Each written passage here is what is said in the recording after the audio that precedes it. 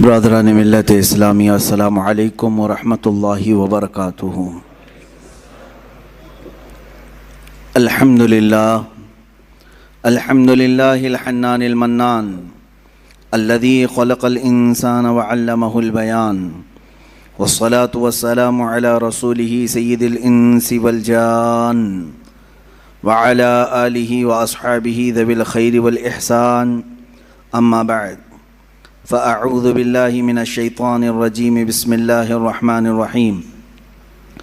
والذین آمنوا وہاجروا وجاہدوا فی سبیل اللہ والذین آووا ونصروا اولئک هم المؤمنون حقا لهم مغفرۃ ورزق کریم، صدق اللہ مولانا العظیم۔ بارگاہ رسالت معاب صلی اللہ تعالی علیہ وسلم میں درود پاک کا ہدیہ پیش کریں۔ اللہم صلی علی سیدنا و مولانا محمد معدن الجود والکرم وآلہ واصحابہ الکرام وابنہ الکریم وبارک وسلم صلاة دائمة سرمدا ابدا۔ عزیزان گرامی وقار، مجالس عشرہ محرم جو ہر سال منعقد ہوتی ہیں، ان کا ایک سب سے بڑا عظیم پیغام یہ ہوتا ہے، ان مجالس کا، ان محافل کا سب سے عظیم پیغام، ایک بہت بڑا میسیج سننے والوں کو یہ دیا جاتا ہے کہ حسین اعظم کو یاد کرو، رونے دھونے کے لیے نہیں بلکہ حق بولنے کے لیے۔ اس کا سب سے بڑا میسیج یہی ہے کہ ان کا کردار اس انداز سے قوم مسلم کو بتایا جائے کہ سید الشہداء امام عالی مقام امام حسین رضی اللہ تعالیٰ عنہ شہید ہونے کے باوجود بھی، قرآن کی آیات کے اعتبار سے بھی اور ہمارے آج معاشرے میں دیکھنے کے اعتبار سے بھی ہمارے درمیان وہ زندہ پائے جاتے ہیں۔ اللہ کی راہ میں جو مارے جائیں انہیں مردہ نہ کہو، یہ تو آپ نے سنا ہے۔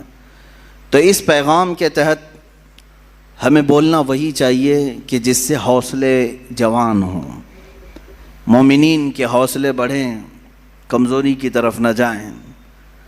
آج میں گفتگو کرنا چاہوں گا، اور آج کی ہماری تقریر ان تمام مجاہدین اسلام کے نام جنہوں نے اپنے تن من دھن سب کی بازی لگائی صرف رضائے رب ذوالجلال کے لیے، اپنے خالق حقیقی کے قرب پانے کے لیے، جنہوں نے اپنا سب کچھ قربان کیا۔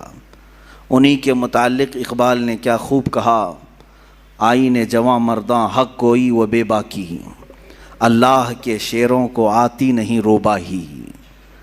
وہ اللہ کے شعر ہیں جن کو لومڑی پن نہیں آتا، وہ 10 کے مجمع میں بھی وہی بولیں گے، 1000 کے مجمع میں بھی وہی بولیں گے۔ اللہ کے کچھ بندے ہیں جن کے متعلق قرآن بھی کہتا ہے، من المؤمنین، اللہ تعالیٰ فرماتا رجال صدقوا ما عاہدوا اللہ علیہ، کچھ لوگ ہیں ایسے جنہوں نے اللہ کے ساتھ کیا ہوا وعدہ پورا کر دکھایا۔ وہ کون ہیں؟ جنہوں نے اپنی زندگی محبت مصطفیٰ صلی اللہ تعالیٰ علیہ وسلم کے لیے گزاری اور اپنے مولا کو راضی کرنے کے لیے گزارا۔ عزیزان گرامی، ایک بہت لمبی فہرست ہے، میں ان تمام مجاہدین کو سبقاً نہیں بتا پاؤں گا، اجمالاً ضرور عرض کروں گا۔ سب سے پہلے مجاہدین کے کردار میں جو سب سے سر فہرست نام آتا ہے وہ محمد الرسول اللہ صلی اللہ علیہ وسلم کا، اس لیے کہ جہاد زندگانی میں روح اگر کسی نے پھونکا ہے تو وہ میرے رسول پاک نے۔ صحابہ کے دلوں کے اندر قوت ایمانی پیدا کی ہے اور انہیں جوش و ولولہ اور جذبہ عطا کیا ہے، تو یہ رسول پاک کی نظروں کا اثر ہے۔ میرے آقا صلی اللہ تعالیٰ علیہ وسلم کی بارگاہ میں رہنے والے یہ وہ صحابہ، بظاہر اسباب ان کے پاس کچھ بھی نہیں تھے، مال و دولت کی شدت سے کمی تھی، بسا اوقات ایسا بھی ہوا ہے کہ ان کے پاس کھانے کے لیے کھجوریں تک نہیں رہ گئی ہیں، ایک کھجور ہے اسی کھجور پر 10 لوگ گزارا کر رہے ہیں۔ ایسے حالات بھی آئے۔ رسول مختار صلی اللہ تعالیٰ علیہ وسلم کے ان صحابہ کو مجاہدین کی سب سے اعلیٰ فہرست میں ہم شامل کریں، شمار کیے جائیں تو بالکل یہ کوئی بھی بعید از قیاس نہیں ہے اور نہ ہی مبالغہ آرائی ہے۔ صحابہ اکرام رضوان اللہ تعالی علیہم اجمعین جن کے ہر ادا کو آج قوم مسلم کو چاہیے کہ وہ آئیڈیل بنائے اور اپنی زندگی کا نمونہ حمل بنائے۔ حضور اکرم صلی اللہ تعالی علیہ وسلم کے ان صحابہ کی جو تربیت ہوئی ہے، آپ تصور کر سکتے ہیں، سوچ سکتے ہیں کہ جو اپنے گھر بار چھوڑ آئے ہیں، جن کے پاس مالی اور معاشی اعتبار سے بہت زیادہ تنگ دستیاں ہیں، لیکن جب وہ جنگ میں اڑ جاتے تھے، اللہ اکبر، انہی کے متعلق کہا، یہی وہ صحابہ تھے جن کے متعلق اقبال یوں کہتا ہے، ٹل نہ سکتے تھے جنگ میں اگر اڑ جاتے تھے، پاؤں شیروں کے بھی میدان سے اکھڑ جاتے تھے۔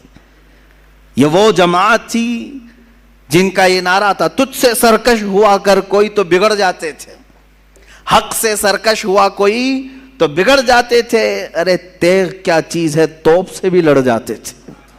یہ ان کا خوف نہیں تھا، مختصر سے ضرور تھے، طاقت اور اسباب میں کم تو ضرور تھے، لیکن ایمان کا جو ولولہ ان کے اندر تھا، دنیا کی کسی قوم کے اندر وہ نہیں پایا گیا، کسی قوم کے اندر نہیں پایا گیا۔ سلام ان مجاہدین کی تربتوں پر، قیامت تک مولا ان کی قبروں پر رحمت و انوار کی بارشیں فرمائے۔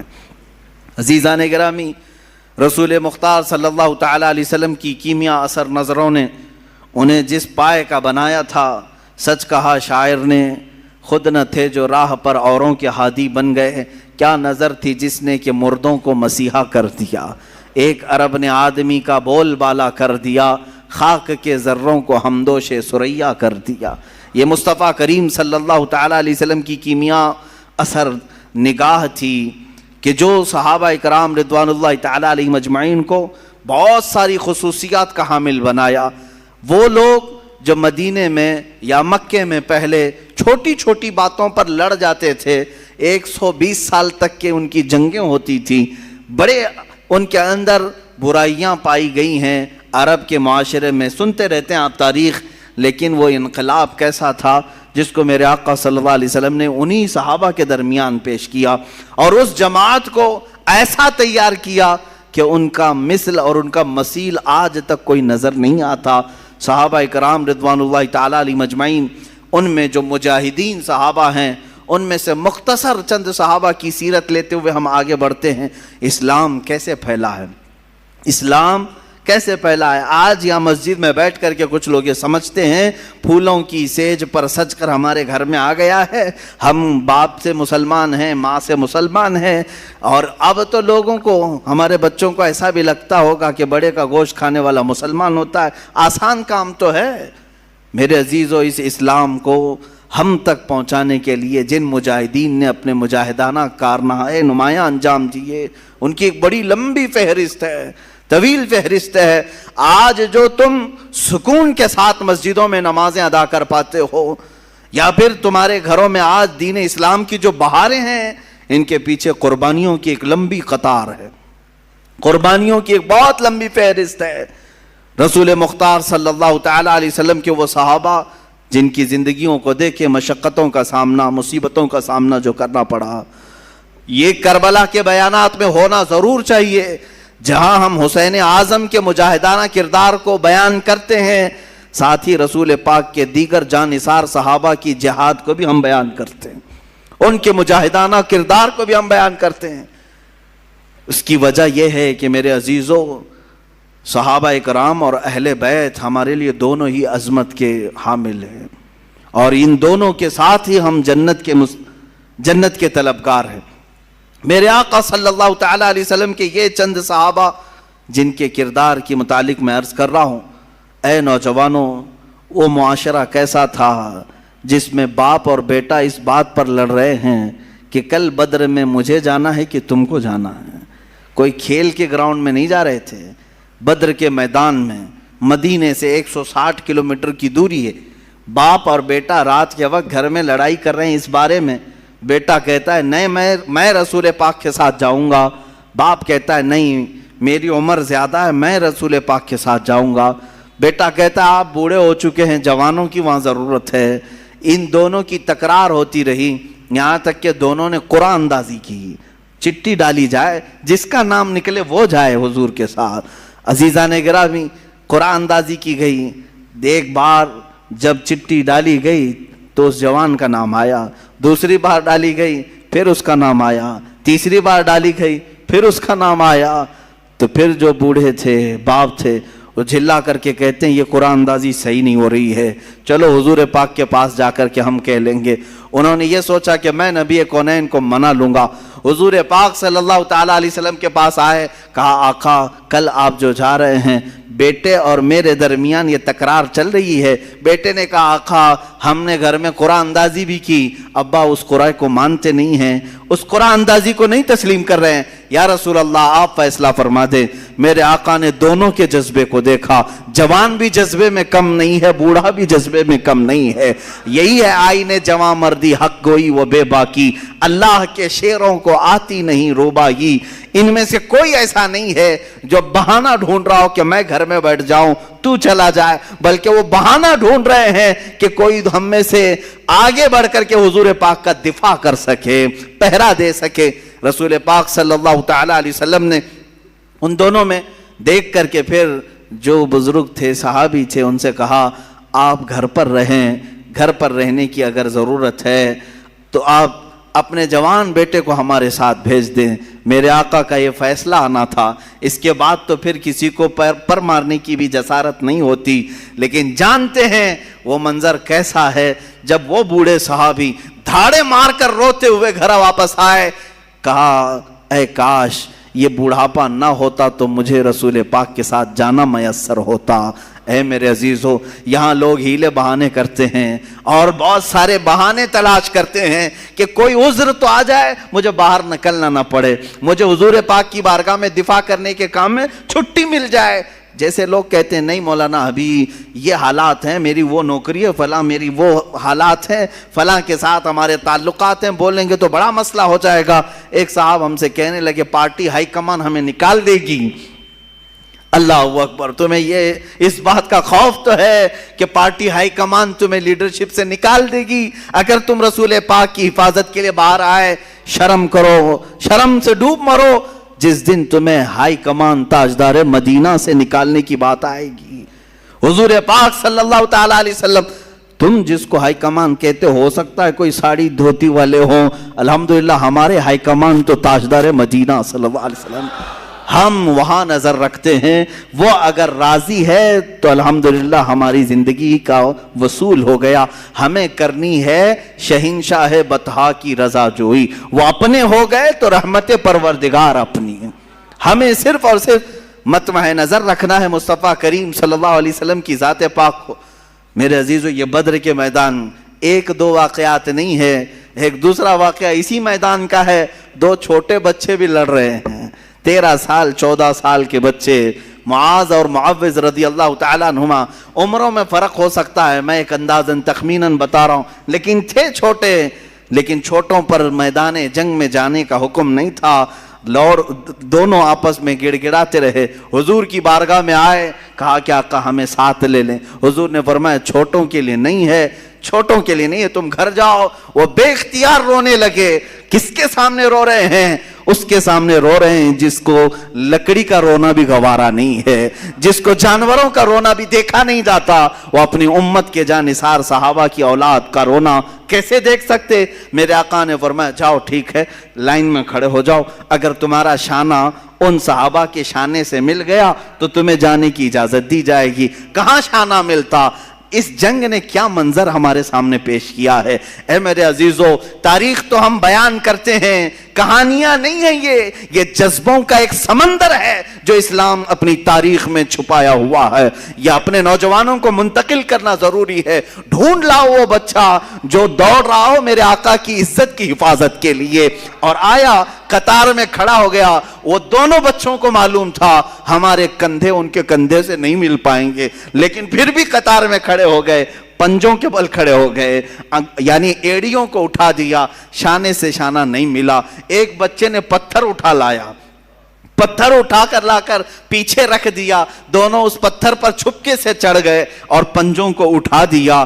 اب دیکھا شانے سے شانہ ملا، جانے کا بہانہ ملا اور جنت میں ٹھکانہ ملا۔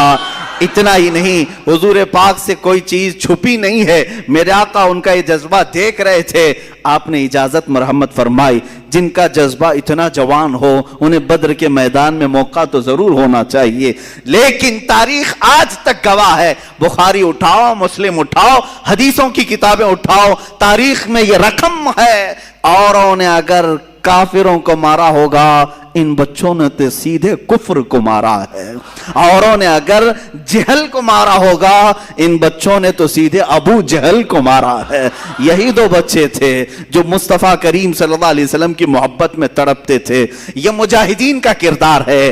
جہاں میں کہتا ہوں اب آپ کے سامنے یہ دو بچوں کو میں رکھ دیا تو اب کسوٹی پرکھ کر کے بتاؤ اے مسلمانوں، کسے میدان میں اترنا چاہیے؟ باڈی بلڈر کو، پیسے والے کو، سیٹ والے کو، طاقت والے کو؟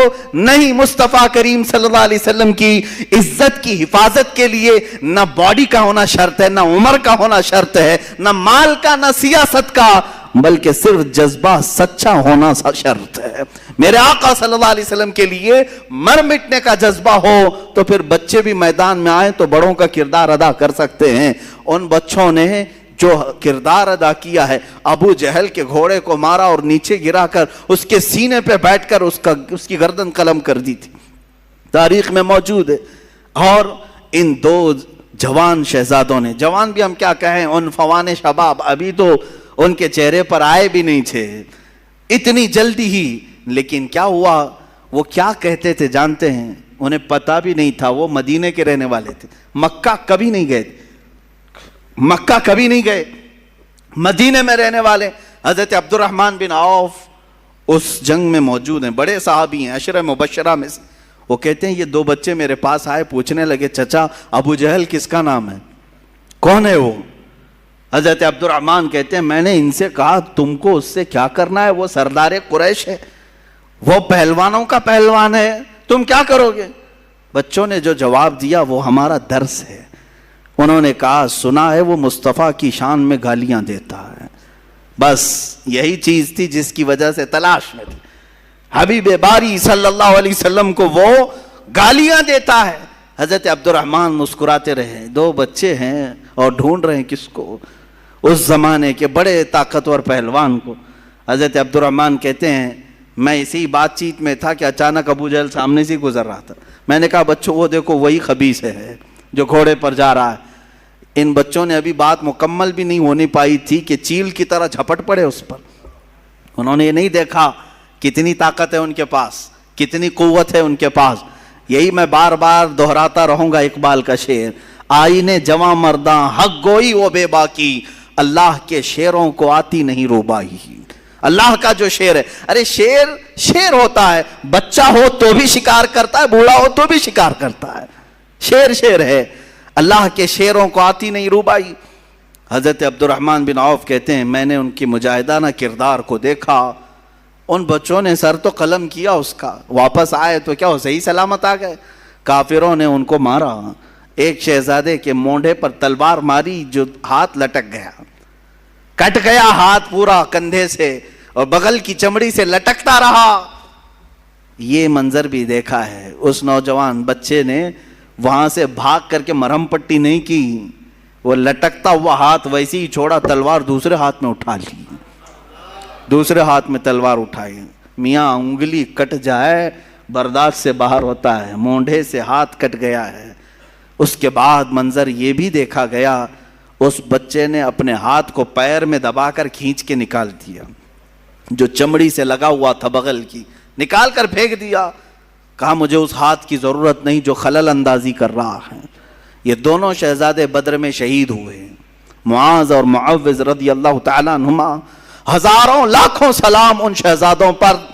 ہماری زندگیاں تمام ہو گئی مگر ہم ان کے قدموں کے ناخنوں تک بھی نہیں پہنچ سکتے، ان کے قدموں کی دھول تک بھی کوئی نہیں پہنچ سکتا جنہوں نے مصطفیٰ کریم صلی اللہ تعالیٰ علیہ وسلم کی عزت کی حفاظت کے لیے، اسلام کی سربلندی کے لیے، حق کے علل اعلان بیان کے لیے اپنی زندگیاں وار دیں اللہ کی بارگاہ میں۔ عزیزان گرامی وقار، آؤ اسی طرح زندگی کا وہ لمحہ بھی دیکھیں جو سیدنا حنظلہ رضی اللہ تعالیٰ عنہ کو ملا۔ آج رات شادی ہوئی ہے، دلہن سہاگ رات میں ہے، لیکن باہر اعلان ہوا، اس نوجوان نے شادی کی رات ہی اپنی بیوی سے کہا مجھے جانا ہوگا، اس لیے کہ نبی کونین صلی اللہ علیہ وسلم کی طرف سے بلاوا آیا ہے، حضور کی عزت پر کافروں نے، دشمنوں نے حملہ کیا، مجھے جانا ہوگا۔ بیوی نے رخصت کیا، خوشی خوشی رخصت کیا، ہاتھوں اور پیروں میں بیڑیاں نہیں ڈالی کہ کہاں جا رہے ہیں، آج کی دلہنوں میں چھوڑ کر ولیمہ بھی نہیں ہوا، نہیں، دلہن نے خوشی خوشی رخصت کیا۔ وہ حنظلہ بھی آئے میدان احد میں اور دوسرے دن جام شہادت بھی نوش کیا، واپس نہیں آ سکے، واپس نہیں آ سکے۔ کون ہے ہم میں سے جو یہ قربانیاں پیش کر سکتا ہے؟ اے نوجوانوں، باتیں کرنا بہت آسان ہے، لوگوں کے درمیان جواں مردی کی باتیں پیش کرنا یہ بہت آسان ہے، عملی میدان میں اتر آنا یہ بہت کمال کی بات ہے۔ اللہ تعالیٰ جس سے چاہے کام لے لے۔ وہ صحابہ کے کردار ہم کیوں بیان کرتے ہیں؟ اس لیے بیان کرتے ہیں کہ تمہارے اندر سے بزدلی دور ہو جائے، خوف نکل جائے۔ تم جن چیزوں کو لے کر کے ڈرتے رہتے ہو، میرا کیا ہوگا، میرے بچوں کا کیا ہوگا، میرے گھر کا کیا ہوگا، کون ان کو دیکھے گا، میں اگر کہیں چلا گیا، مجھے اگر بند کر دیا، ظالموں نے مار دیا، یہ سوچ خالی تمہاری ہے۔ ان صحابہ کو کبھی ایسا سوچنے میں نہیں ملا؟ کیا ان کی بیویاں نہیں تھی، ان کے بچے نہیں تھے؟ ان مجاہدین اسلام کا کوئی تھا ہی نہیں، وہ جو اس طرح سے حضور پاک کے لیے نکل پڑتے تھے؟ اے نوجوانوں، ان کی بھی خاندان تھے، ان کی بھی جائیدادیں تھیں، ان کے بھی مال پراپرٹی تھے۔ سیدنا عثمان ابن عفان رضی اللہ تعالیٰ عنہ کے کتنے بڑے کاروبار تھے، کتنے بڑے پراپرٹیاں تھیں، لیکن مجھے یہ بتاؤ ان صحابہ کی پراپرٹیاں، جائیداد، مال، دولت، اولاد، باغیچے کبھی بھی حضور کے اور ان کے درمیان حائل نہیں ہو سکی، کبھی بھی آڑ نہیں بن سکی۔ فرق صرف یہی ہے کہ آج ہر چیز ہمارے سامنے آڑ بن جاتی ہے، آڑ بن گئی، مائیں آڑ بنتی ہیں، باپ آڑ بن جاتا ہے۔ اگر کوئی جوان اٹھتا بھی ہے، حق بولنے کی بات کرتا ہے، تو اس کے گھر والے ہی سب سے پہلے اس کے ہاتھ پیر میں باندھ دیتے ہیں، حالات خراب ہیں، تو کہاں جا رہا ہے، مولانا بولتے رہتے ہیں، ان کا کیا ہوتا ہے، تو مر جائے گا، یہی سب تو باتیں آتی ہیں۔ یہ بزدلی جو آج گھروں میں سکھائی جا رہی ہے، جن ماؤں نے اور جن بہنوں نے اپنے بھائیوں کو اس طرح کی باتیں سکھائی، مت جاؤ ان کی باتوں پر، یہ جوش کی باتیں کرتے ہیں، میدان میں لے جا کر کے مار ڈالیں گے، وہ خود تو زیف رہیں گے، تم اندر چلے جاؤ گے، مارے جاؤ گے۔ ٹھیک ہے تم اس طرح تربیت کر لینا، لیکن ایک وقت آئے گا جب تمہاری عزت پر حملہ ہوگا، تب بھی یہ جوان باہر نہیں آ سکے گا، نہیں کھڑا ہوگا۔ چیلنج کرتا ہوں، لکھ کر کے رکھ لینا، تم نے اس کو روکا ہے اللہ اس کے رسول کی رضا کے لیے، اللہ اس کے رسول کی رضا حاصل کرنے جانے سے تم نے روکا، تو پھر تمہاری حفاظت بھی یہ کبھی نہیں کر سکے گا۔ یاد رکھنا، جو اللہ اس کے رسول کی رضا کے لیے نکلنے والا جوان ہے، وہ سب سے زیادہ اپنے گھر کی حفاظت کرنے کا اہل بھی ہوتا ہے، وہ اپنے بھائیوں، بہنوں، ماں، بچیوں سب کی حفاظت کا اہل بھی ہوتا ہے۔ خیر، سیدنا حنظلہ رضی اللہ تعالیٰ عنہ مجاہدین میں ایک اعلیٰ کردار کا نام ہے۔ عمار بن یاسر، حضرت یاسر رضی اللہ تعالیٰ عنہ مجاہدین میں ایک اعلیٰ کردار کا نام ہے، اور سیدنا خالد بن ولید سیف اللہ المسلول مجاہدین کے ایک اعلیٰ شخصیت کا نام ہے، جنہوں نے حضور پاک صلی اللہ تعالیٰ علیہ وسلم کے ساتھ جنگیں لڑی، حضور کے زمانے میں بھی، حضور کے بعد بھی۔ یہ ایک ایسے مجاہد کا نام ہے جس سے آج بھی دنیا کانپتی ہے، آج بھی دنیا کانپتی ہے۔ لوگ چاہتے ہیں کہ خالد بن ولید کے اوراق کو بند کر کے رکھیں، کبھی نہ اٹھائیں، ان کا مطالعہ نہ کیا جائے، ان کی سیرت نہ پڑھی جائے، اس لیے کہ معلوم ہے اچھوں کی سیرت پڑھنے کے بعد اثر ضرور آتا ہے، اثر ضرور آتا ہے۔ خالد بن ولید رضی اللہ تعالیٰ عنہ وہ مجاہد صحابی جن کو اللہ کے رسول نے سیف اللہ کہا ہے، یہ اللہ کی لٹکتی ہوئی تلوار ہے۔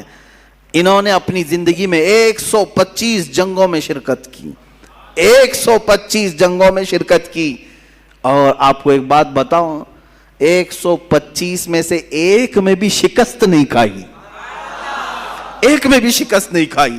یہ آپ کو خاصہ تھا, آپ کی اسپیشلٹی. آج اور ایک میں بتا دوں آپ کو, اللہ تعالیٰ نے جو آپ کو خصوصی انعام دیا سارے صحابہ میں, خالد بن ولید کو 125 جنگوں میں شریک ہوئے اور ساری 125 میں فتح یابی ملی, ایک میں بھی شکست نہیں. دوسری خصوصیت آپ کی یہ ہے, دوسری خصوصیت, خالد بن ولید رضی اللہ تعالیٰ عنہ جن علاقوں کو فتح کیے 125 جنگوں میں, جن علاقوں کو فتح کیے, آج تک وہ علاقے کبھی کافروں کے ہاتھ میں نہیں گئے. صرف ان کی خصوصیت ہے. بعض علاقے ایسے ہیں جن کو مجاہدین نے فتح کیا, 100 سال 200 سال کے بعد پھر دوسروں نے ان پر قبضہ کر لیا ہے.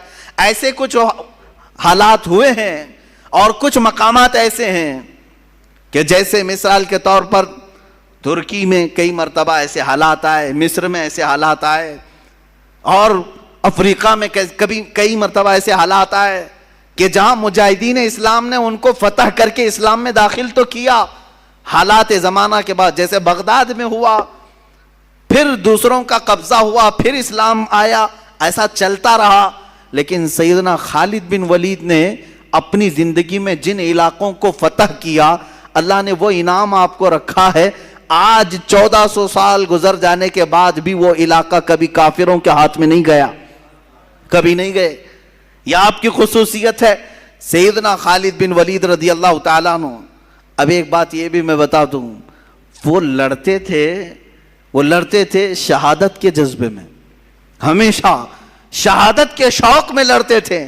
شہادت کبھی نہیں ملی, آپ شہید نہیں ہوئے. ایک بات یہ بھی, سب سے زیادہ جنگیں لڑنے والے, سب سے زیادہ فتح کرنے والے, سب سے زیادہ سپہ سالاری کرنے والے شہید نہیں ہوئے, شہید نہیں ہوئے. حضرت خالد فرماتے ہیں میرے جسم میں, پورے جسم میں ایک بالشت جگہ بھی باقی نہیں جہاں تیر نہ لگا ہو, جہاں نیزے نہ لگے ہوں. تیر آئے ہیں, نیزے لگے ہیں, چاقو لگی ہے, پورے جسم کی بات حضرت خالد فرماتے ہیں ایک بالشت جگہ بھی باقی نہیں ہے کہ جس میں تیر نہ لگا ہو. پورے حصے میں تیر لگے ہوئے ہیں, پورے بدن میں. حضرت خالد فرماتے ہیں ہر تیر کے بعد میری تمنا ہوتی کہ میں جام شہادت نوش کروں, لیکن نہیں. جب آپ کی آخری عمر ہوئی اور آپ بستر پر آرام فرماتے, موت کے آثار نظر آئے, بستر پر موت آ رہی ہے, آپ اپنے گھر میں انتقال کیے, کسی جنگ میں نہیں. اس وقت حضرت خالد بن ولید نے کہا تھا دنیا کو میسج دے دو, دنیا کو سنا دو, جو لوگ ڈرتے ہیں جہاد سے, اگر جہاد میں ہی موت آنی ہوتی تو خالد بن ولید سب سے پہلے چلا جاتا. 125 جنگیں لڑنے والا, ہر علاقے میں موت کو ڈھونڈتا رہا, لیکن موت نہیں آئی, موت کبھی نہیں آئی. اس لیے کہ اللہ تبارک و تعالیٰ انہیں جنگوں میں موت نہیں دینا چاہتا, کیونکہ میرے نبی کی زبان سے جو نکلا تھا, کیا ان کے لیے یہ لفظ نکلا تھا کہ یہ اللہ کی لٹکتی ہوئی تلوار ہے, سیف اللہ ہے. اگر یہ کسی جنگ میں شہید ہو جاتے, کسی کافر کے مارنے سے ختم ہو جاتے, تو دنیا بعد میں یہ کہتی کہ اللہ کی تلوار ٹوٹ گئی, اللہ کی تلوار کو کسی نے توڑ دیا. اس لیے میرے مولا نے اس اللہ کی تلوار کو صحیح سلامت رکھا, اور آج تک وہ تلوار اپنی قبر میں صحیح سلامت ہی ہے, صحیح سلامت ہی ہے. یہ اس بات کا بھی اشارہ ہے کہ رسول اللہ نے جسے اللہ کی تلوار کہا وہ ٹوٹی نہیں ہے, وہ کبھی بھی پھر سے واپس امت میں بیدار ہو سکتی ہے, ہو سکتی ہے. اسی لیے اقبال نے کہا تھا نکل کے صحرا سے جس نے الٹ دیا تھا تخت روما کو, نکل کے صحرا سے جس نے الٹ دیا تھا تخت روما کو, سنا ہے قدسیوں سے میں نے کہ وہ شیر پھر ہوشیار ہوگا, سنا ہے قدسیوں سے میں نے کہ وہ شیر پھر ہوشیار ہوگا. وہ شیر انشاءاللہ العزیز اسی امت میں ہوشیار ہوگا. یہ لیکن شرط یہ ہے کہ ان مجاہدین کو سنا جائے اور سنایا جائے. سیدنا خالد بن ولید رضی اللہ تعالیٰ عنہ, میں مختصر چل رہا ہوں, باقی جوانوں کی ذمہ داری ہے کہ وہ پھر اپنے مطالعے کو وسیع کریں اور ان کو سرچ کریں اور پڑھیں, کتابوں میں ان کو نکالیں, ان صحابہ کو. صحابہ کرام رضوانullah تعالی علیہم اجمعین میں حضرت مصعب بن عمیر رضی اللہ تعالیٰ عنہ سفیر اسلام ہیں. سفیر اسلام کس کو کہتے ہیں؟ ایمبیسیڈر حضور پاک صلی اللہ تعالیٰ علیہ وسلم کے. حضرت جعفر طیار رضی اللہ تعالیٰ عنہ سفیر اسلام ہیں. حضور صلی اللہ تعالیٰ علیہ وسلم کے پاس سے خط لے کر کے جاتے تھے. کہاں جاتے تھے؟ کہاں جاتے تھے؟ چوک میں محلے میں کھڑے ہو کر درس دینے کے لیے نہیں. وہ صحابہ لے کر سیدھے بادشاہوں کے تخت کے سامنے کھڑے ہوتے. بڑے بڑے جو بادشاہ تھے یہ صحابہ کہاں کہاں گئے؟ مصر کے بادشاہ کے پاس گئے, روم کے بادشاہ کے پاس, ایران کے بادشاہ کے پاس, یہ سب خطوط لے کر بحرین کے بادشاہ کے پاس. جتنے اس وقت بادشاہ تھے یہ صحابہ یا تو اکیلے ہوتے یا دو لوگ ہوتے, سیدھے صرف دو لوگ ہوتے. میرے آقا صلی اللہ علیہ وسلم کا لیٹر خط لے کر کے جاتے اور بادشاہ کے پاس کھول کر کے پڑھتے. کیا کہتے اس میں؟ ایسا نہیں کہ آپ کی اقبال بلند ہو, آپ کی سلطنت بڑی ہے, آپ کی رعایا ایسے ہیں, نہیں, بلکہ سیدھے کہتے بسم اللہ الرحمن الرحیم, اللہ کے نام سے شروع جو نہایت مہربان رحمت والا. میں محمد صلی اللہ تعالیٰ علیہ وسلم کی طرف سے سفیر بن کر کے آیا ہوں. اے بادشاہ میں تجھے دعوت دیتا ہوں کہ تو اسلام قبول کر لے, اور اسلم تسلم یہ کہتے تھے. حضور کے اکثر خطوں میں یہ لکھا جاتا تھا اسلم تسلم, اسلام لاؤ امن پا جاؤ گے. یہ کس سے کہہ رہے ہوتے؟ وہ اپنے قیدیوں سے نہیں, ملک کے بادشاہ سے. بادشاہ غور سے سنتا بھی تھا, بادشاہ غور سے سنتا بھی تھا. ان دو صحابہ کا رعب کیسا تھا جو تخت کے سامنے کھڑے ہو کر کے بلند و بالا اعلاناً کہتے. کئی واقع ایسے آئے جن بادشاہوں کے سامنے جھک کر جانے کی عادت رہی ہے, رواج رہا ہے, وہاں وزیروں نے کہا کہ نہیں یہاں سجدہ کر کے جانا ہے. یہ صحابہ اڑ گئے, کہا کہ ہم سجدہ تو صرف اپنے خالق کو کرتے ہیں, ہم تو اپنے نبی محمد صلی اللہ علیہ وسلم کو سجدہ نہیں کرتے, اس بادشاہ کو کیا کریں گے؟ وہ جا کر کے پیغام دیتے بادشاہ کو کہ یہ لوگ کہہ رہے ہیں کہ سجدہ کر کے نہیں آئیں گے, جھک کر نہیں آئیں گے. بادشاہ کہتا جیسے آئے ویسے ہی آنے دو. کیا پیغام لائے ہیں؟ کیونکہ عرب میں جو بات پھیلی تھی ہر ایک کو تجسس تھا, ایکسائٹڈ تھا کہ کیا میسج آیا ہوگا پتہ نہیں. حضور صلی اللہ علیہ وسلم کا میسج خط لکھتے اور پتہ نہیں ان کی زبانوں میں بلا کا اثر بھی ہوتا. شاہ مقوقس کو کے دربار میں, مصر کے دربار میں, بادشاہوں کے دربار میں یہ دو صحابہ ہیں جو قاصد بن کر کے گئے, اور کئی بادشاہ ہیں اسی وقت اسلام قبول بھی کی, اسلام قبول کی. بادشاہ کی بات کر رہا ہوں, نجاشی کے دربار میں, نجاشی ایتھوپیا کا بادشاہ, شاہ حبشہ جس کو حبشہ کہتے ہیں, وہ آج کے زمانے میں اس کو ایتھوپیا کہتے ہیں. حضرت جعفر طیار کھڑے ہوئے جبکہ ان کے مخالفت میں ابو سفیان مکہ سے آئے ہوئے تھے کافروں کی طرف سے, ان کے بارے میں بولنے کے لیے کہ ان کو پناہ مت دو. نجاشی نے کھڑا کیا, کہا کیا تم پیغام لے کر کے آؤ, سناؤ ذرا. حضرت جعفر طیار طٰہٰ کی آیتیں پڑھنے لگ گئے. طٰہٰ ما انزلنا علیک القرآن لتشقیٰ الا تذکرۃ لمن یخشیٰ. وہ عرب لوگ تھے اور نجاشی عربی جانتا تھا. جب اس نے قرآن کی آیتیں سنی تو کہا اور کچھ پڑھو, اور کچھ پڑھو. اتنا پڑھایا کہ وہ اپنے کرسی پر ہی جھومنے لگا. اس کے بعد وہ عیسائی بادشاہ تھا, سارے لوگوں کے درمیان کھڑا ہو کر اپنی کرسی سے نیچے اتر آیا اور کہا, اس کے تاریخی الفاظ ہیں کہ جس کا پیغام لے کر کے تم یہاں آئے ہو, سچ بتاؤں میں گواہی دیتا ہوں وہ اللہ کے رسول ہیں. ان کا ہی یہ کلام ہو سکتا ہے, کسی رسول کا ہی یہ کلام ہوگا, وہ اللہ کے رسول ہیں. اور نجاشی نے جو تاریخی جملہ کہا تھا, کہا اللہ کی قسم اگر وہ یہاں ہوتے میں ان کے قدموں کو دھو کر پانی خود پی لیا کرتا. لیکن میرے عزیزو یہ کردار کس کا تھا؟ ان بادشاہوں کے تخت تک جا کر کے بھی اسلام کی دعوت دینا, یہ وہ صحابہ تھے جن کا مجاہدانہ کردار تو دیکھیں. یہاں لوگ ابھی ڈر کے مارے چھپاتے ہیں, کہتے ہیں نہیں حالات اچھے نہیں, نہ بولیں, ان تمام لوگوں کو برا لگتا ہے. کس کو برا لگتا ہے؟ سارے لوگ اپنے اپنے دین کی بات کر سکتے ہیں اس دنیا میں, تو ہم کیوں اپنے دین کی بات نہیں کر سکتے؟ جو دین اللہ کو پسند ہے, جو دین اللہ کا مختار ہے, اس دین کے بارے میں ہم کیوں نہیں بات کر سکتے؟ ہر ایک کو آج اختیار ہے. آپ نہیں دیکھ رہے آج جو پروپیگنڈا پھیلایا گیا ہے، کوئی ایک مسلمان تبلیغ کرے اور دوسروں کو اسلام کی اچھائیاں بتائے اور وہ اسلام میں آئیں تو یہ آتنکوادی ہے، باہر سے اس کو فنڈنگ آتی تھی اور یہ دھرم پریورتن کرواتا تھا، اور یہ خود پنڈت آگ کی ہون کروا کر کے کچھ غریب مسلمانوں کو آدھار کارڈ اور الیکشن کارڈ کے نام پر دھرم پریورتن کریں تو کوئی مسئلہ نہیں۔ یہ دگلی باتیں آج ہمیں یہاں دیکھنے کو جو مل رہی ہیں، اس کی وجہ یہی ہے جس کو میں بار بار کہتا ہوں، تم اپنی اگر ذمہ داری چھوڑو گے تو یہ دوسرے کتے اس ذمہ داری کی طرف آنے لگ جائیں گے۔ تم اپنی ذمہ داری کیا چھوڑے ہو، جس کو میں کہتا ہوں دیوار کیا گری میرے خستہ مکان کی، لوگوں نے آنے جانے کا رستہ بنا لیا ہے۔ آج جو تبلیغ ایمان والوں کا حصہ تھی، جو ہم بڑھ چڑھ کر کے لوگوں کے درمیان میرے آقا کے اخلاق کریمانہ بتاتے تھے، وہ آج تقریباً لوگوں نے بیان کرنا اور بتانا چھوڑ دیا۔ بیان کرنے کا مطلب صرف ممبر سے نہیں ہے، تمہارے اعمال تمہارے اخلاق سے بھی ہے۔ ہر آدمی حضور پاک کی سنتوں کو اپنے اعمال سے بھی بیان کر سکتا، صرف تمہارے کردار ایسے ہوں جسے دیکھ کر کے لوگ سمجھ لیں کہ یہ جھوٹوں کی جماعت نہیں ہو سکتی، یہ اللہ کے رسول کے سچے غلاموں کی جماعت ہے۔ عزیزان گرامی وقار، یہ صحابہ کرام رضوان اللہ تعالی علیہ مجمعین جنہوں نے بادشاہوں تک بھی پہنچایا اسلام کے اس عظیم میسج کو، اور جنگلوں میں گئے ہیں۔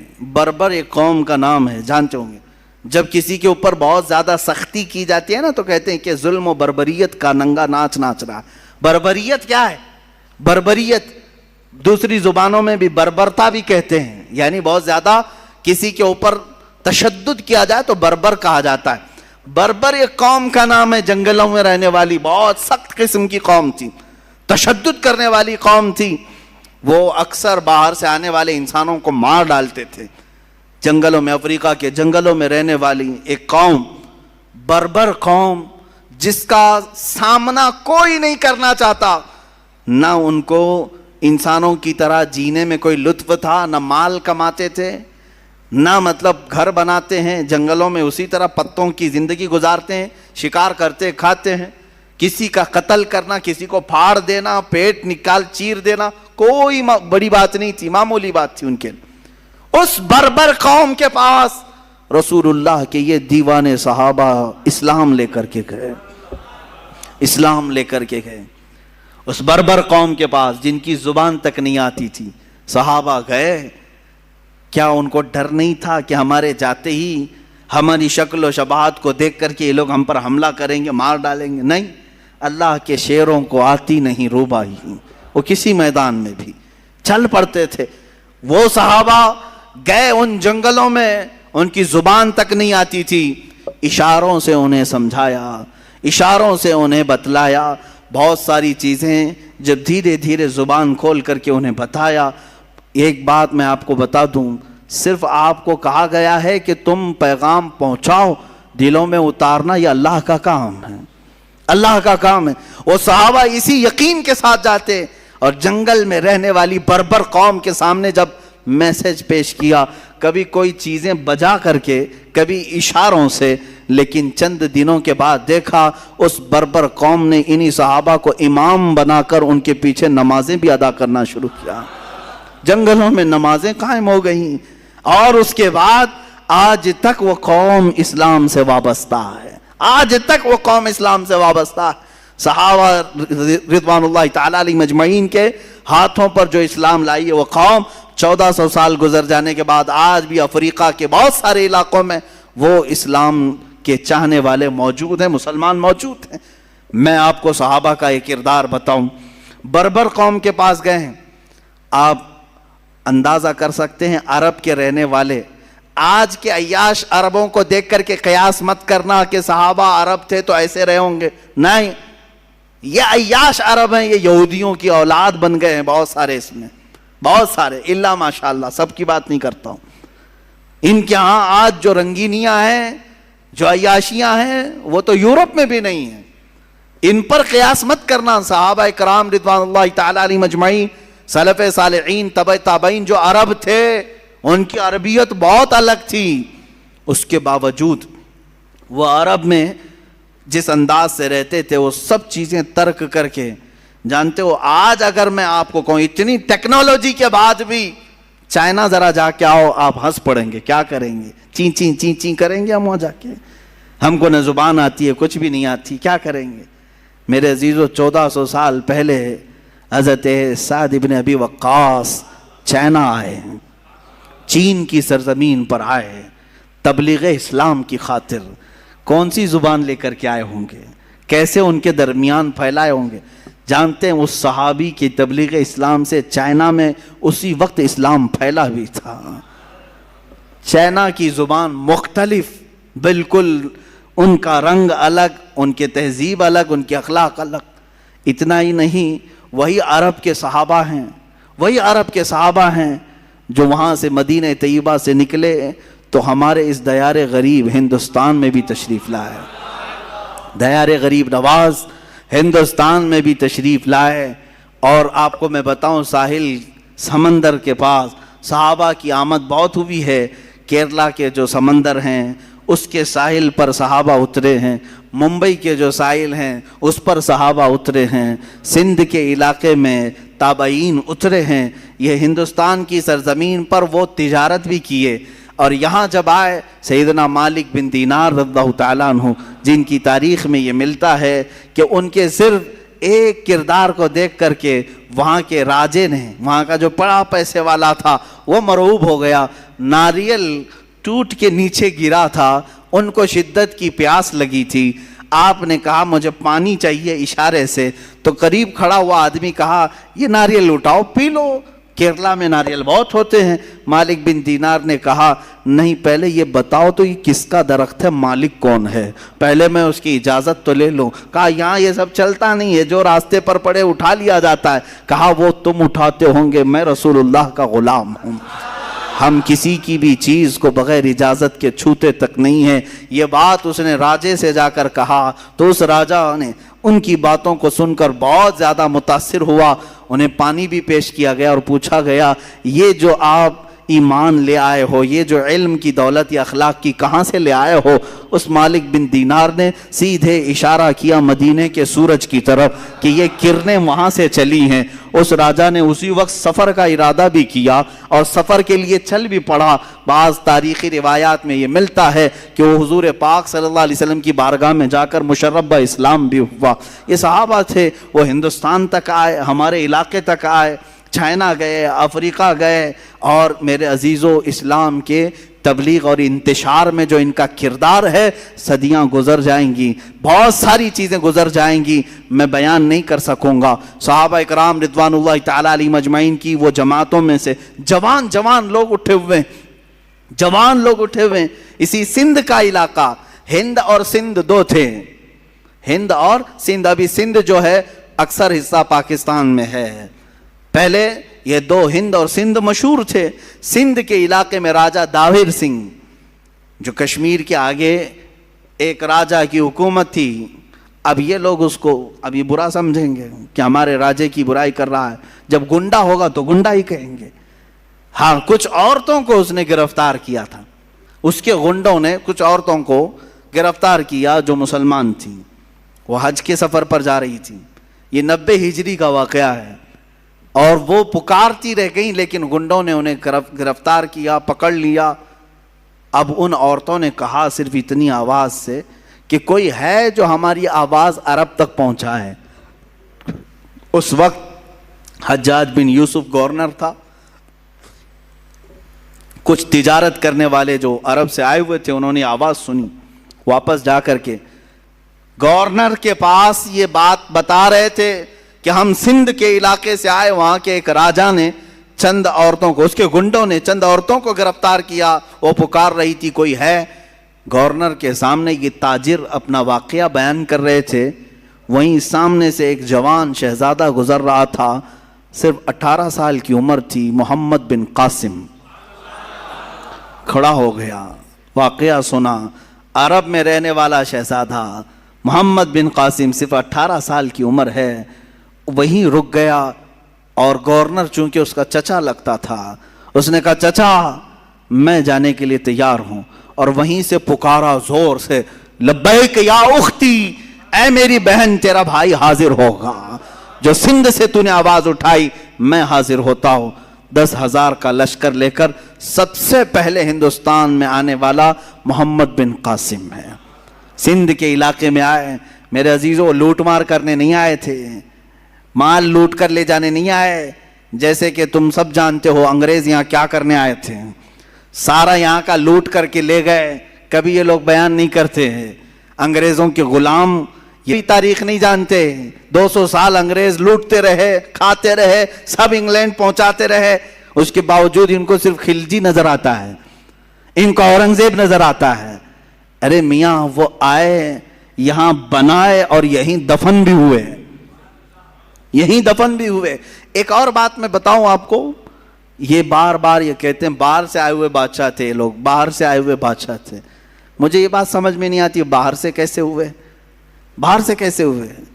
اس وقت جو وہ ہندوستان تھا اس میں افغانستان بھی شامل تھا، پاکستان الگ نہیں تھا، بنگلہ دیش الگ نہیں تھا، نیپال الگ نہیں تھا، افغانستان کا بھی اکثر حصہ اس وقت ہندوستان میں شامل تھا۔ ہند اتنا بڑا تھا اور یہ جتنے بادشاہ حکومت کیے ان میں سے اکثر کا تعلق اسی افغان سے ہے۔ یہ باہر سے کہاں سے آئے؟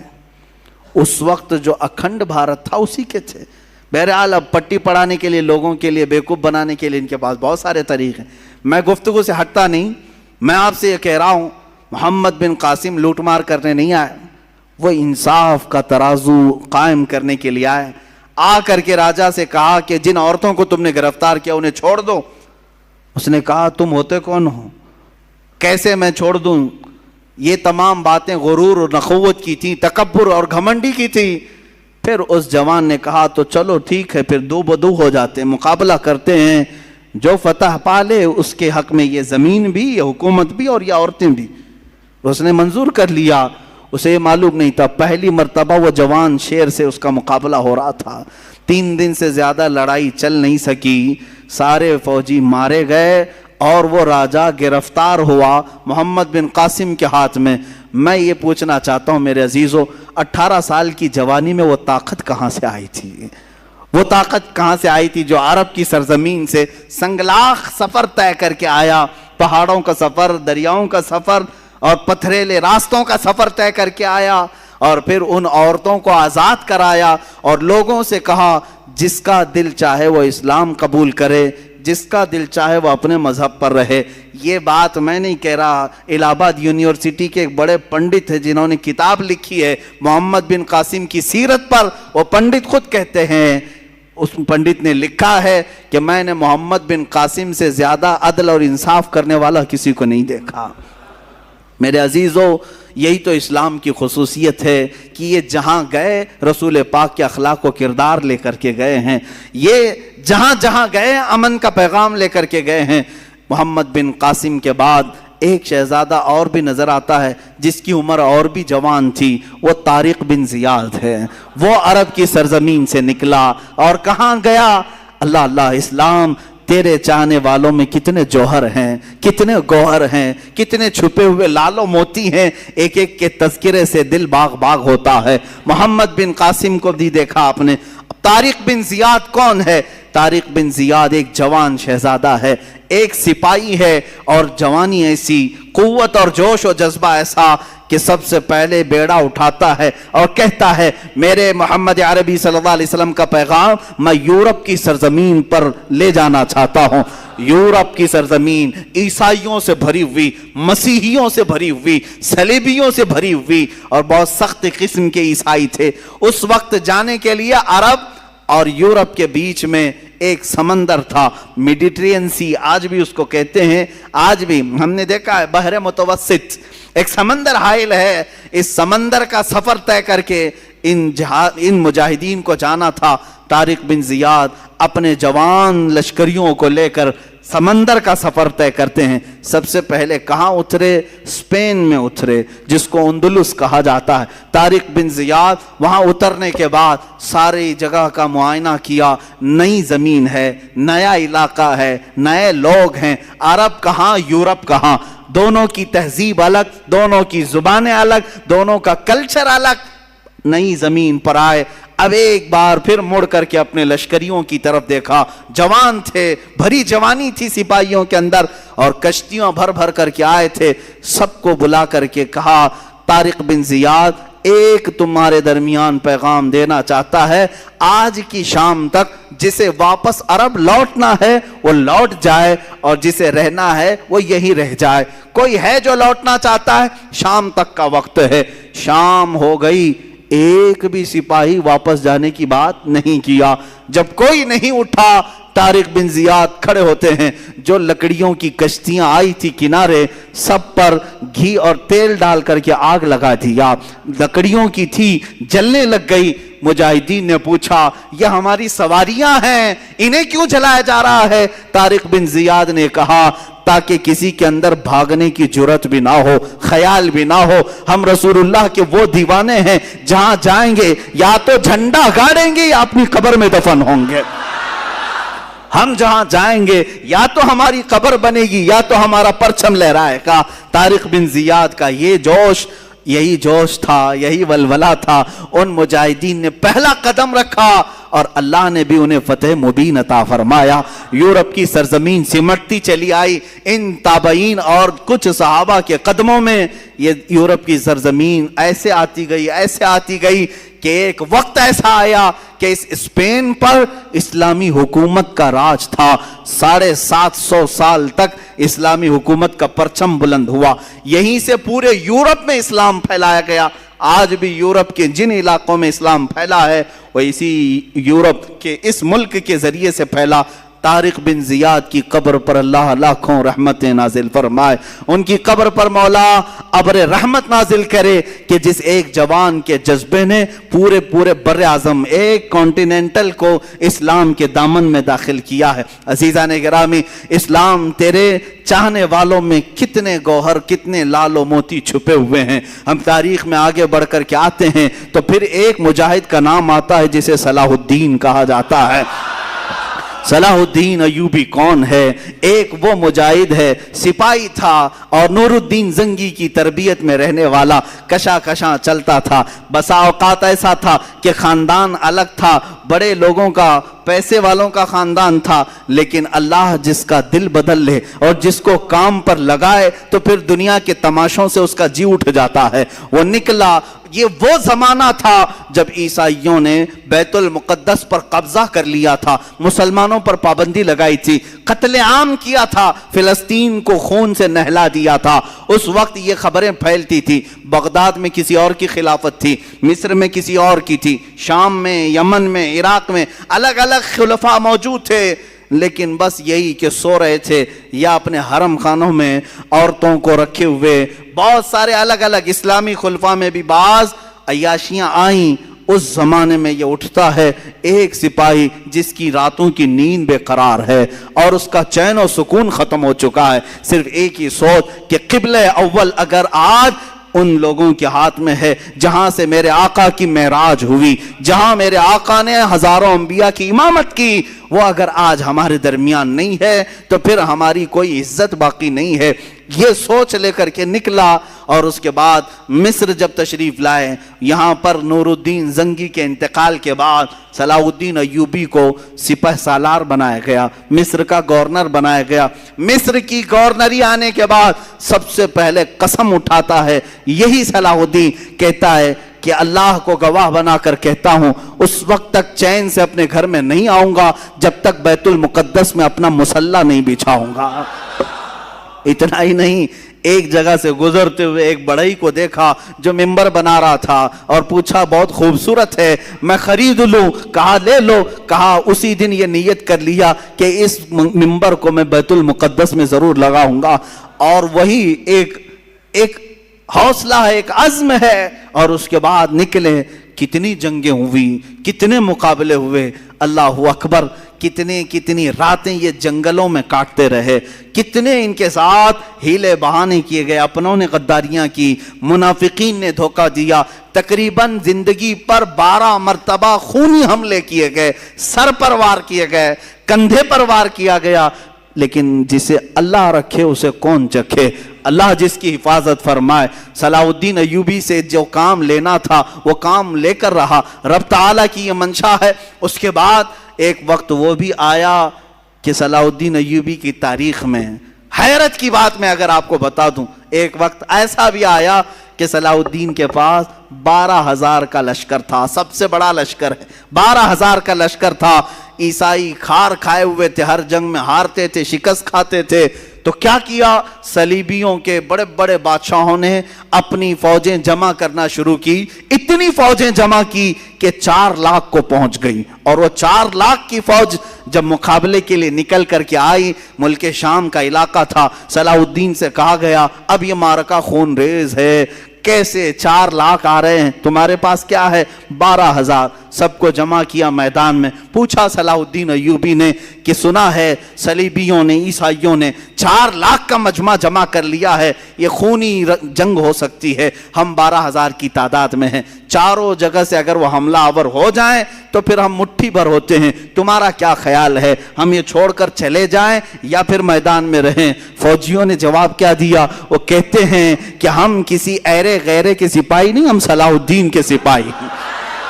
اللہ کے شیروں کو آتی نہیں روباہی, آئی نے جواں مردہ حق گوئی وہ بے باکی. اقبال نے سچ کہا تھا, اللہ کے شیر کبھی لومڑی بننا پسند نہیں کرتے, میدان جنگ میں اڑ جاتے ہیں. اس کے بعد ہوا یہی, تاریخ نے دیکھا صلاح الدین ایوبی کی 12,000 کا یہ لشکر میدان میں اترا. 4 لاکھ کی فوج کو انہوں نے 3 دن کے اندر اپنی سیاسی بصیرت سے ایسے ٹکڑوں میں تبدیل کیا کہ تقریباً 8 ٹکڑوں میں الگ الگ انہیں بانٹ دیا, الگ الگ طریقے سے. اور مقابلے کے بعد تاریخ نے آج, یہ میری اپنی لکھی ہوئی بات نہیں کہہ رہا ہوں, عیسائیوں کے جو بڑے مورخ ہیں, تاریخ داں ہیں, انگلینڈ کے جو بڑے تاریخ داں ہیں, انہوں نے لکھا ہے کہ 4 لاکھ کی ہماری فوج کو صلاح الدین نے دھول چٹا دیا, دھول چٹا دیا, سب شکست کھا کر کے چل پڑے. عزیزان گرامی, اسی صلاح الدین نے پھر بڑھتے بڑھتے بیت المقدس کا دروازہ بھی کھٹکھٹایا اور اللہ تعالیٰ نے فتح یابی عطا فرمائی. جس دن بیت المقدس فتح ہوا, ظہر کی اذان خود صلاح الدین ایوبی نے دی ہے اور نماز بھی پڑھائی ہے. اس کے بعد ایک بہترین خطبہ بھی دیا اسی منبر پر کھڑے ہو کر کے. بیت المقدس فتح ہونے کے بعد کرنا کیا چاہیے تھا؟ جنہوں نے مارا تھا مسلمانوں کو انہیں پکڑ لیتے, جنہوں نے مسلمانوں کا مال لوٹا تھا انہیں پکڑ لیتے, جو وہاں عیسائی تھے. نہیں, صلاح الدین ایوبی نے بیت المقدس کے دروازوں سے آواز لگائی کہ جو امن کے ساتھ رہنا چاہتا ہے صلاح الدین اس کے لیے امن کے دروازے کھولتا ہے, اور جو جانا چاہتا ہے جتنا مال یہاں سے لے کر جا سکتا ہے, کسی کی گردن پر تلوار نہیں رکھی جائے گی. یہ بھی انگریز تاریخ دان نے لکھا ہے کہ اتنا زیادہ معاف کرنے والا کسی جرنیل کو ہم نے دنیا میں نہیں دیکھا. اور وہ ملک ناروے, جہاں پر کٹر لوگ رہتے ہیں, ناروے اور ڈنمارک جیسے آج بھی یورپ کی کنٹریز ہیں, آپ کو حیرت ہوگی, انہوں نے اپنے ملکی قانون کے اعتبار سے صلاح الدین ڈے منانا شروع کیا. صلاح الدین ڈے منا رہے ہیں. ارے میاں تم کو کیوں صلاح الدین ڈے؟ وہ کہتے ہیں کہ ہم نے ایسا صلاح الدین دیکھا ہی نہیں ہے, یہ اللہ تعالیٰ کی طرف سے پیدا کیا ہوا مجاہد اعظم تھا. عزیزان گرامی, ان مجاہدین میں سے ہر ایک کی تاریخ کے لیے ایک الگ الگ عنوان چاہیے. مختصر میں عرض کر رہا ہوں صرف اس لیے کہ جوانوں میں ہمارے جذبہ بیدار ہو. تم اس بات میں فخر کرو کہ تم جن کے وارثین ہو وہ کوئی بزدل قوم کے ہیرو نہیں تھے. الحمدللہ ہماری تاریخ میں کوئی ایسا ایرا غیرہ اور نتھو کھیرا نہیں ہے. اگر ہم تاریخ اٹھائیں تو آج بھی لوگوں کے سروں پر بجلیاں کون دیں گی, بجلیاں کڑکیں گی.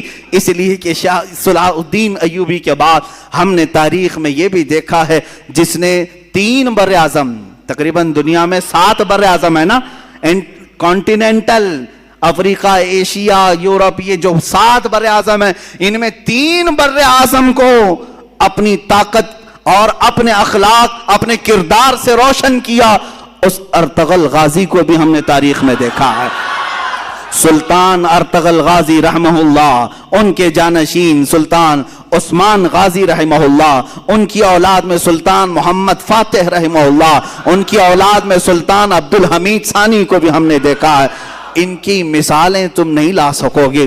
تین بر اعظموں پر انہوں نے اسلامی عدل و مساوات کا درس قائم کیا ہے، اور ایسے نہیں ہیں کہ وائٹ ہاؤس میں بیٹھ کر کے سازشیں رچ رہے ہوں، بلکہ میرے عزیزو اللہ نے ان کو تین بر اعظموں کی حکومتیں دی تھی، اس کے باوجود بھی رات کے وقت تنہائی میں جبہ پہن کر کے کسی روٹی بیچنے والے کی دکان میں کھڑے ہو جاتے اور 2 روٹیاں خرید کر لا کر اپنے گھر میں کھایا کرتے تھے۔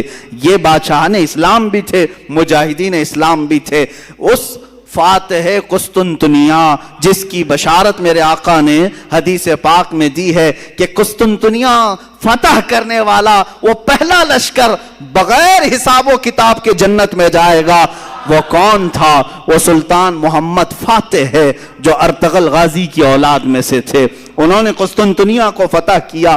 قسطنطنیہ اسی استنبول کو کہتے ہیں جہاں تاریخی ان کی بہت ساری چیزیں موجود تھی، کئی 100 سالوں سے موجود تھی، وہاں سے انہوں نے فتح کیا۔